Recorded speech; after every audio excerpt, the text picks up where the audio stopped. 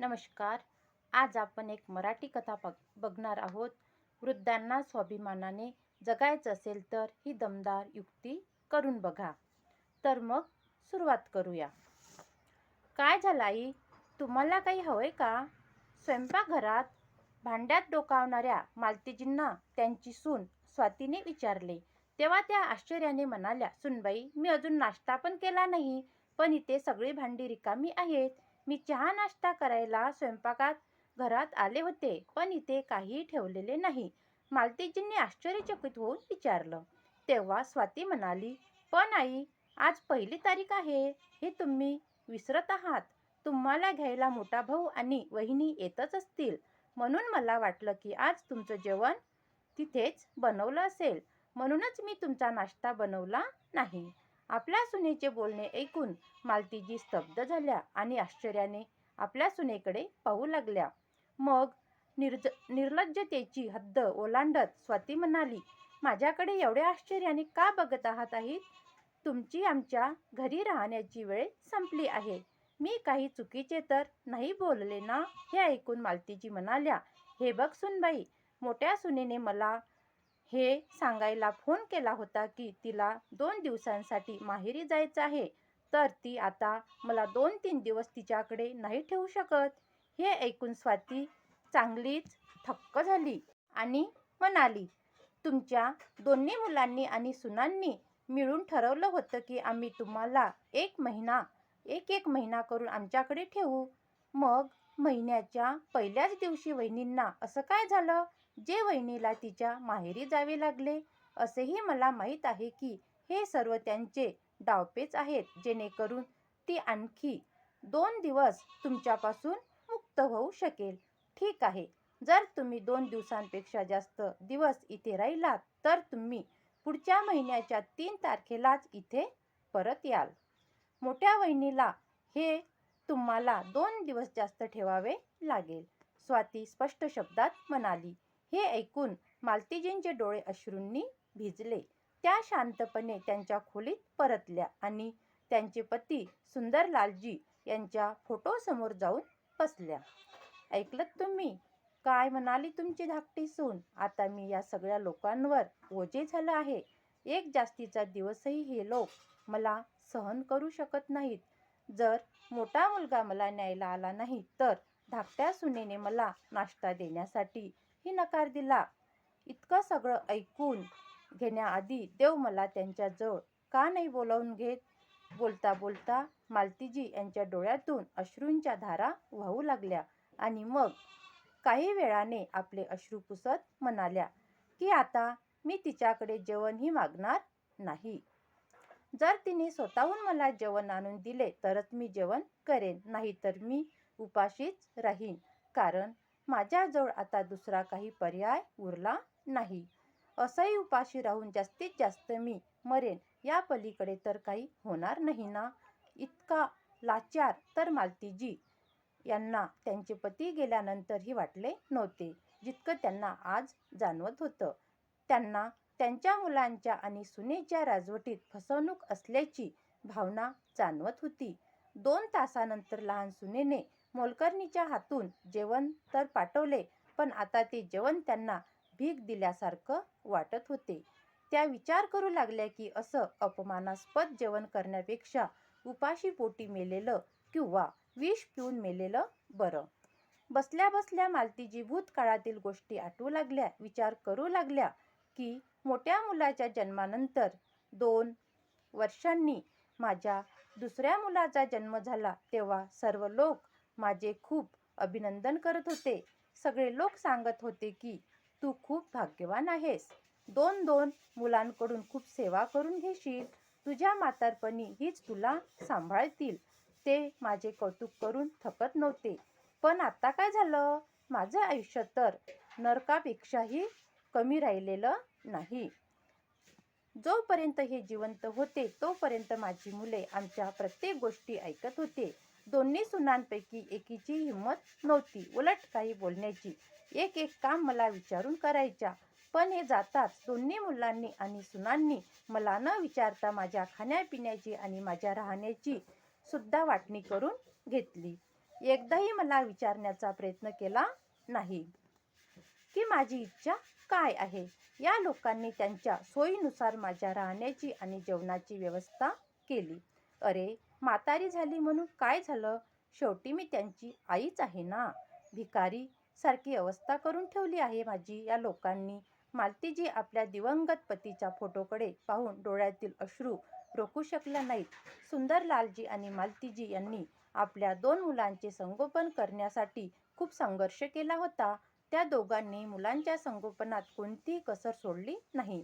सुंदरलालची सरकारी नोकरी होती, पण मुलांचे शिक्षण, शाळेची फी, आईवडिलांची औषधे असा सर्व खर्च भागवण्यासाठी त्यांचा संपूर्ण महिन्याचा पगार सहज निघून जात होता. त्यामुळेच घरातील कामे केल्यानंतर मालतीजी शिलाईचे काम करत होत्या. शिवाय लोकरीचे कपडे बनवून दुकानात पुरवत होत्या, ज्यामुळे त्यांची काही प्रमाणात बचत होऊ लागली होती. पण जेव्हा दोन्ही मुले मोठे झाले तेव्हा त्यांनी त्यांची इज्जतीचा धाक दाखवून मालतीजींना हे काम करण्यास नकार दिला. तेव्हा मालतीजींनीही कोणताही विरोध न करता त्यांचे म्हणणे मान्य केले होते. सुंदरलालजी आणि मालतीजी यांनी खूप मेहनत घेऊन हे मोठे घर बांधले होते. त्यानंतर दोन्ही मुलांनी शिक्षण पूर्ण केले. आज दोघेही चांगली नोकरी करू लागले. सुंदरलालजींनी आपल्या 2 मुलांचे मुकेश आणि राकेश यांचे लग्न मोठ्या उत्साहात आयोजित केले होते. त्यांची दोन्ही मुलं आणि सुना त्यांचा पूर्ण आदर करत होते. पण कोरोनाच्या काळात सुंदरलालजी अचानक हे जग सोडून गेले. त्यानंतर घराचा पूर्ण कायापालट झाला होता. दोन्ही मुलं जी राम लक्ष्मणासारखी राहत होती, आता भांडू लागली होती. सुंदरलालजी आणि मालतीजी यांनी मोठ्या महत्वाकांक्षेने बांधलेले घर आता 2 तुकड्यात विभागले गेले होते आणि 2 स्वतंत्र घरांमध्ये रूपांतरित झाले होते. घराचे 2 तुकडे झाल्याने मालतीजींच्या हृदयाचे हजारो तुकडे झाले होते. त्यांच्या घराला, ज्याला समोर आणि मागे 2 दरवाजे असायचे, त्या घराच्या मध्यभागी भिंत उभी राहिली होती. पुढचा भाग मोठ्या मुलाकडे आणि मागचा भाग धाकट्या मुलाकडे गेला. घरात येण्या-जाण्याचे मार्गही वेगळे झाले. फाळणी इथेच थांबली नाही, तर मालतीजींनाही न विचारता दोन्ही मुलांनी आणि सुनांनी त्यांनाही वाटून टाकले आणि प्रत्येकाने मालतीजींना महिनाभर ठेवण्याचा निर्णय घेतला. शिवाय त्यांना हा आदेश देण्यात आला की ज्या महिन्यात आई ज्यांच्याजवळ असेल, वडिलांची पेन्शनही त्या महिन्यात त्या मुलाला दिली जाईल. आता परिस्थिती अशी झाली की एक दिवस जरी वर गेला तरी मालतीजींच्या सुना दुसऱ्या दिवशी त्यांना चहा नाश्ता द्यायलाही तयार नव्हत्या. आज मालतीजी खूप उदास होत्या. विचार करू लागल्या की दर महिन्याला मिळणारी संपूर्ण पेन्शन मुले काढून घेतात. असे वाटते की मी माझ्या जेवणासाठी आणि राहण्यासाठी पैसे देत आहेत. असे असूनही मी भिकाऱ्याप्रमाणे या लोकांकडून जेवण मागत आहे. कुणीतरी बरोबरच म्हटले की आई वडील एकाच घरात राहून 2-2 मुलांना वाढवू शकतात, पण दोन्ही मुलांचं लग्न झाल्यावर दोघं मिळूनही त्यांच्या आई वडिलांना सांभाळू शकत नाहीत. आता मालतीजींची आपल्या मोठा मुलगा आणि सून यांच्या घरी आल्या होत्या, पण इथे त्यांचं दुःख दूर करायला कोणी नव्हतं. संध्याकाळी मालतीजी उद्यानात फिरायला गेल्या तेव्हा त्यांचा महिला मंडळाचा ग्रुप तीर्थयात्रेला जायचा बेत आखत होता. मालतीजी, तुम्ही पण आमच्यासोबत या, सुषमाजी म्हणाल्या. तेव्हा त्यांचे बोलणे ऐकून मालतीजींना वाटले की कोणीतरी त्यांच्या मनातील भावना बोलून दाखवल्या आहेत. काही दिवसांपूर्वी तिने तीर्थयात्रेला जाण्याची इच्छा आपल्या धाकट्या मुलाकडे व्यक्त केली होती.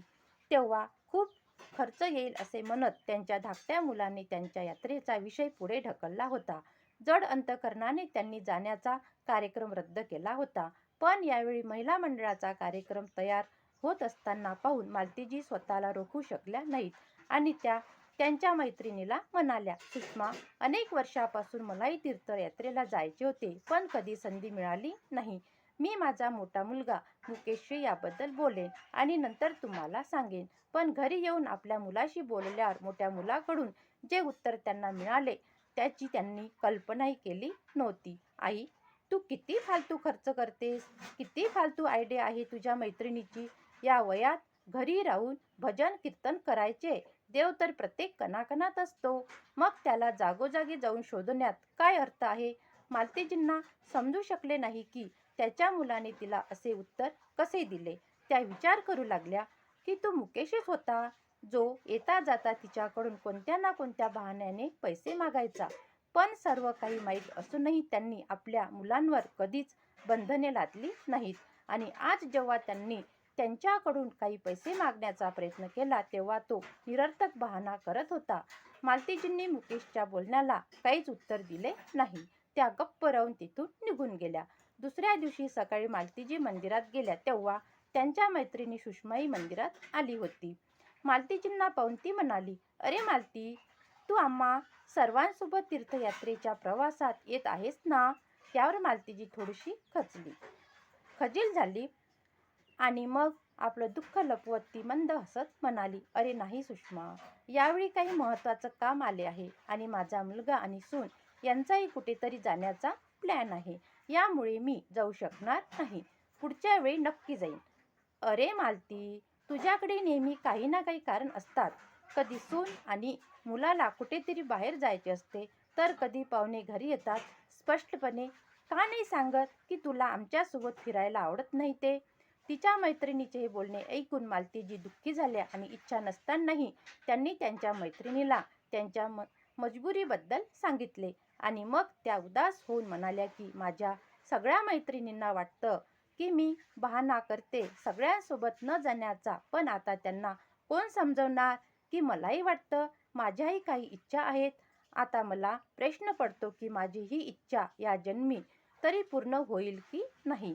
सुषमा, तू खूप भाग्यवान आहेस की तुझा मुलगा तुला तुझ्या तीर्थयात्रेसाठी पैसे देतो. मी तुझ्या मुलाकडे कशासाठी पैसे मागितले तर ते मला 2 गोष्टी सुनावतात. आता स्वतःच्या मुलांसमोर कोणती इच्छा व्यक्त करणे असे वाटते जणू काही मी त्याच्याजवळ भीक मागत आहे.